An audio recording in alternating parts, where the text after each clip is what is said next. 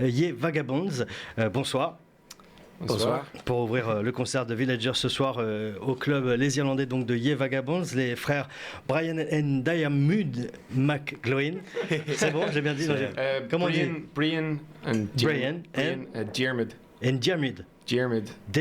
McGlynn. Yeah. McGlynn. Sorry. The Irish spelling. I'm sorry. Des débuts dans la rue, une musique fortement inspirée par la tradition folk irlandaise. Ils s'installent ensuite à Dublin et deviennent rapidement proches de la scène folk de la ville. Leur premier EP est sorti en octobre dernier. Il est intitulé Rosen Briar. Vous êtes frères. Comment vous êtes venus à la musique individuellement et ensemble en tant que Ye Vagabonds? So we know that you are brothers. How did you come to music, both well, individually first and then as a band? Yeah, I played in a funk band when I was 16, and then I went off to college. And when I came home from college, Brian was busking on the street with his fiddle, and so I had nothing else to do, so I decided to join him, and we realised that it sounded good.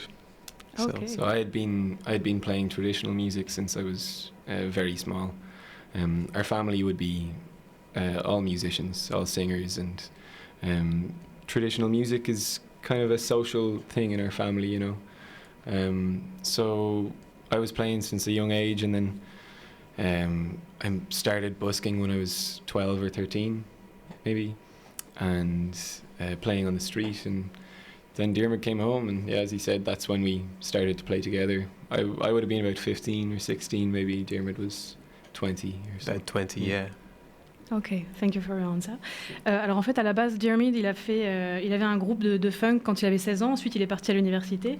Et quand il est rentré de l'université, donc son frère Brian jouait dans la rue avec son violon, de la musique traditionnelle. Il a commencé à jouer dans la rue du violon quand il avait 12-13 ans. Et donc, Diarmuid l'a rejoint quand il avait à peu près 15 ans. Et Diarmuid avait une vingtaine d'années. Ils se sont rendus compte que leur musique sonnait plutôt bien. Donc, c'était la musique traditionnelle dans leur famille, c'est quelque chose qui est assez important puisque leurs parents sont musiciens aussi. Donc voilà, ça a commencé comme ça. Est-ce que vous pouvez nous parler de l'endroit où vous avez grandi et peut-être de l'influence de cet endroit sur votre musique? So can you tell us more about the place you grew up in and about the influence it had on your music? Well, I guess there wouldn't be a whole heap of music around where we grew up. It's kind of rural, you know, and the town that we grew up in is quite small.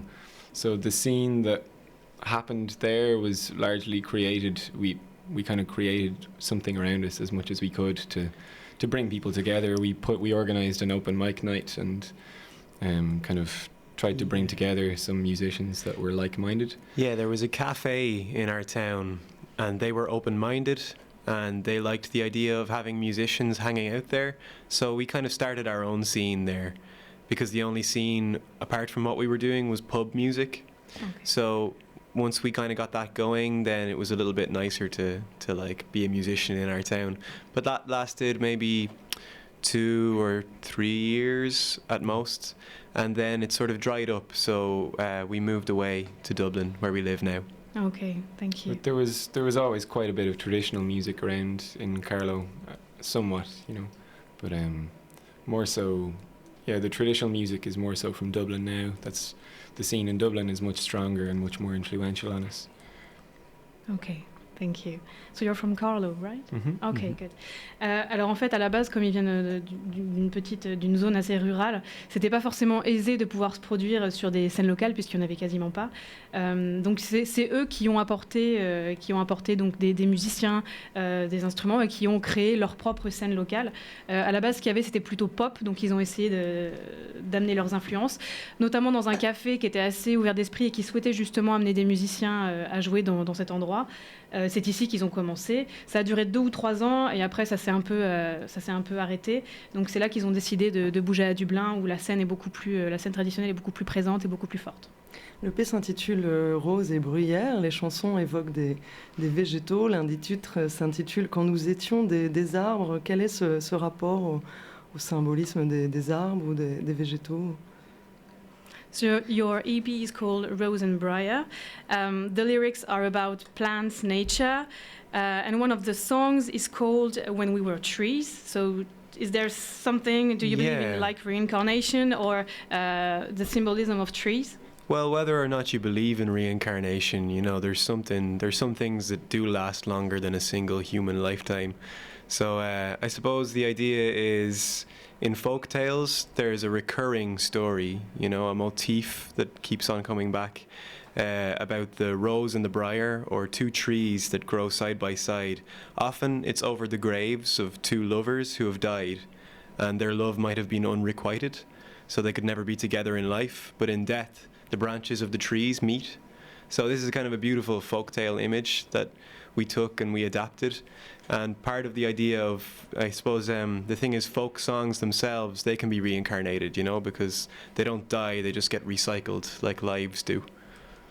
Okay, I hope I'm going to translate it well. Yeah.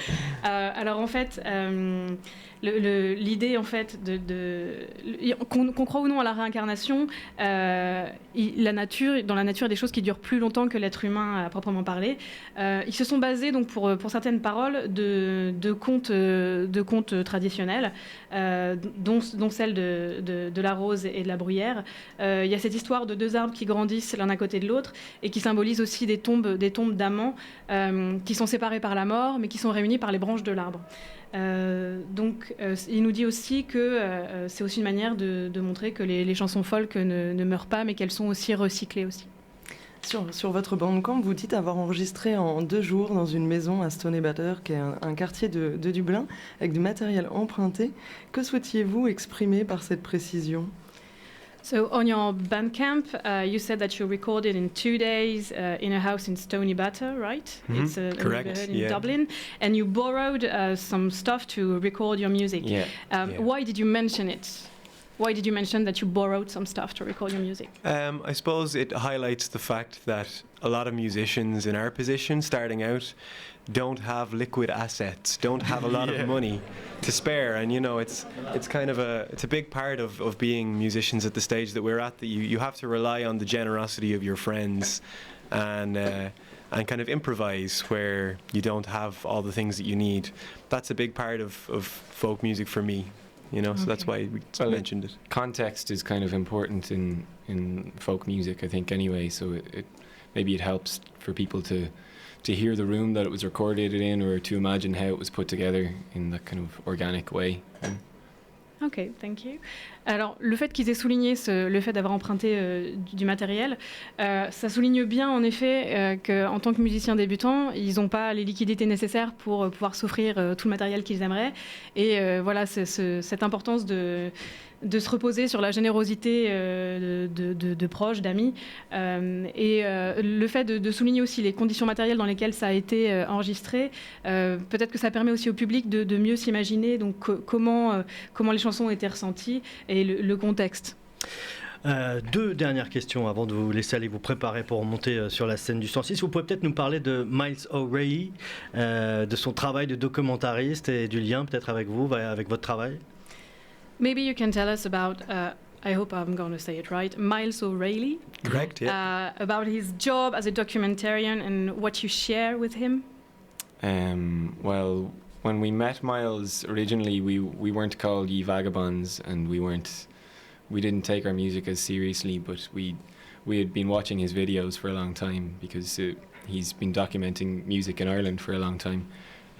So when we met Miles and when he took an interest in us, I guess that encouraged us to take it more seriously. Yeah, we took another step, and we changed our name, started to maybe focus on our original material, or focus on kind of careful arrangements of the songs that we were putting out there. And we would show Miles a lot of new songs as we write them now, and he's a good friend now, you know. What's really important in our relationship with Miles is that he's a really good friend, and when he records people, he records them like maybe a good nature documentarian, you know, the animals in their natural habitat. So he records us in our house, in our neighborhood, and he captures people the way that they are, so you can kind of see the personality coming through. Ok, thank you. Alors, quand ils ont rencontré Wild, ils prenaient pas leur groupe vraiment au sérieux.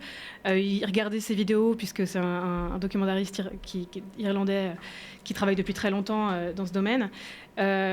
le fait que Wild s'intéresse à leur musique, ça les a encouragés à se perfectionner. C'était un pas de plus vers leur musique. Ça les a aidés à se concentrer sur les arrangements musicaux. Ils leur montraient donc leurs nouvelles chansons. Ce qui est important aussi dans leur relation, c'est que sont devenus de très bons amis. Et la façon dont ils filment, du coup, c'est comme un documentaire animalier. Il les a filmés dans leur environnement local. Voilà, il a capturé un peu leur essence. Très bien, merci à vous d'être venu répondre à ces quelques questions. Vous serez tout à l'heure sur la scène du 106 dans quelques minutes.